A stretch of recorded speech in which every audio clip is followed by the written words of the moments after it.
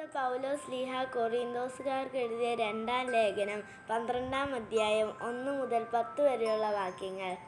എനിക്ക് ആത്മപ്രശംസ ചെയ്യാൻ പലതുമുണ്ട്, അതുകൊണ്ട് ഒരു നേട്ടവുമില്ലെന്ന് എനിക്കറിയാം. എങ്കിലും കർത്താവിൻ്റെ ദർശനങ്ങളിലേക്കും വെളിപാടുകളിലേക്കും ഞാൻ കടക്കട്ടെ.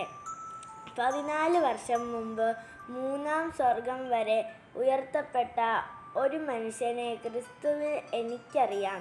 ശരീരത്തോടു കൂടെയോ ശരീരം കൂടാതെയോ എന്നെ എനിക്കറിയില്ല, അതു ദൈവത്തിനെ അറിയൂ. ഈ മനുഷ്യൻ പറുദീസയിലേക്ക് ഉയർത്തപ്പെട്ടു എന്ന് എനിക്കറിയാം. ശരീരത്തോടു കൂടിയോ ശരീരം കൂടാതെയോ എന്നെനിക്കറിവില്ല, അതു ദൈവത്തിനെ അറിയൂ. അവാച്യവും മനുഷ്യനും വിവരിച്ചു കൂടാത്തതുമായ കാര്യങ്ങൾ അവൻ കേട്ടു. ഈ മനുഷ്യനെക്കുറിച്ച് ഞാൻ അഭിമാനം കൊള്ളും. എന്നെക്കുറിച്ച് സ്വന്തം ബലഹീനതകളിലല്ലാതെ ഞാൻ അഭിമാനം കൊള്ളുകയില്ല. ആത്മപ്രശംസയ്ക്ക് ഇച്ഛിക്കുന്നതെങ്കിൽ തന്നെ ഞാൻ ഒരു ഭോഷനാവുകയില്ല.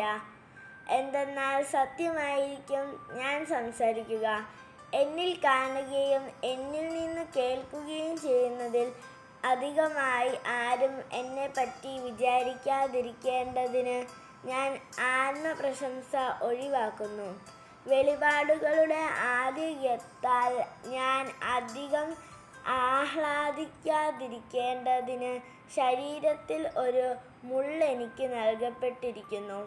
അതായത്, എന്നെ ശല്യപ്പെടുത്തുന്നതിനും മതിമറന്ന് ആഹ്ലാദിക്കാതെ എന്നെ നിയന്ത്രിക്കുന്നതിനും വേണ്ടിയുള്ള പിശാചിൻ്റെ ദൂതൻ. അത് എന്നെ വിട്ടകലാൻ വേണ്ടി 3 പ്രാവശ്യം ഞാൻ കർത്താവിനോട് അപേക്ഷിച്ചു. എന്നാൽ അവിടുന്ന് എന്നോട് അരുളിച്ചെയ്തു, നിനക്ക് എൻ്റെ കൃപ മതി. എന്തെന്നാൽ ബലഹീനതയിലാണ് എൻ്റെ ശക്തി പൂർണ്ണമായി പ്രകടിപ്പിക്കുന്നത്. ക്രിസ്തുവിൻ്റെ ശക്തി എൻ്റെ മേൽ ആവസിക്കേണ്ടതിനു ഞാൻ പൂർവാധികം സന്തോഷത്തോടെ എൻ്റെ ബലഹീനതയെക്കുറിച്ച് പ്രശംസിക്കും. അതുകൊണ്ട് ബലഹീനതകളിലും ആക്ഷേപങ്ങളിലും ഞെരുക്കങ്ങളിലും പീഡനങ്ങളിലും അത്യാഹിതങ്ങളിലും ഞാൻ ക്രിസ്തുവിനെ പ്രതി സന്തുഷ്ടനാണ്. എന്തെന്നാൽ ബലഹീനനായിരിക്കുമ്പോഴാണ് ഞാൻ ശക്തനായിരിക്കുന്നത്. നമ്മുടെ കർത്താവായ മിശിഹായ്ക്ക് സ്തുതി. മത്തായി എഴുതിയ സുവിശേഷം 4-ാം അധ്യായം 1 മുതൽ 11 വരെയുള്ള വാക്യങ്ങൾ. അനന്തരം പിശാചിനാൽ പരീക്ഷിക്കപ്പെടുന്നതിന് യേശുവിനെ ആത്മാവ് മരുഭൂമിയിലേക്ക് നയിച്ചു. യേശു 40 ദിനരാത്രങ്ങൾ ഉപവസിച്ചു. അപ്പോൾ അവന് വിശന്നു. പ്രലോഭകൻ അവനെ സമീപിച്ച് പറഞ്ഞു, നീ ദൈവപുത്രനാണെങ്കിൽ ഈ കല്ലുകൾ അപ്പമാക്കാൻ പറയുക. അവൻ പ്രതിവചിച്ചു, മനുഷ്യൻ അപ്പം കൊണ്ട് മാത്രമല്ല, ദൈവത്തിൻ്റെ നാവിൽ നിന്നും പുറപ്പെടുന്ന ഓരോ വാക്കുകൊണ്ടുമാണ് ജീവിക്കുന്നത് എന്ന് എഴുതപ്പെട്ടിരിക്കുന്നു. അനന്തരം പിശാച് അവനെ വിശുദ്ധ നഗരത്തിലേക്ക് കൂട്ടിക്കൊണ്ടുപോയി ദേവാലയത്തിൻ്റെ അഗ്രത്തിൽ കയറ്റി നിർത്തിയിട്ട് പറഞ്ഞു, നീ ദൈവപുത്രനാണെങ്കിൽ താഴേക്ക് ചാടുക.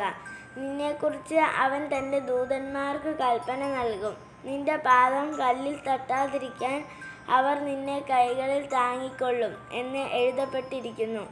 യേശു പറഞ്ഞു, നിന്റെ ദൈവമായ കർത്താവിനെ പരീക്ഷിക്കരുത് എന്നുകൂടി എഴുതപ്പെട്ടിരിക്കുന്നു.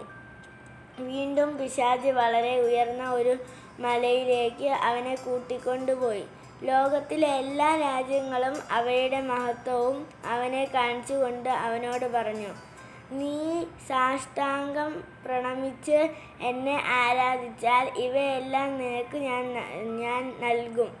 യേശു കൽപ്പിച്ചു, സാത്താനെ, ദൂരെ പോവുക. എന്തെന്നാൽ നിന്റെ ദൈവമായ കർത്താവിനെ ആരാധിക്കണം, അവിടുത്തെ മാത്രമേ പൂജിക്കാവൂ എന്ന് എഴുതപ്പെട്ടിരിക്കുന്നു. അപ്പോൾ പിശാച് അവനെ വിട്ടുപോയി. ദൈവദൂതന്മാർ അടുത്തുവന്ന് അവനെ ശുശ്രൂഷിച്ചു. നമ്മുടെ കർത്താവായ മിശിഹായ്ക്ക് സ്തുതി.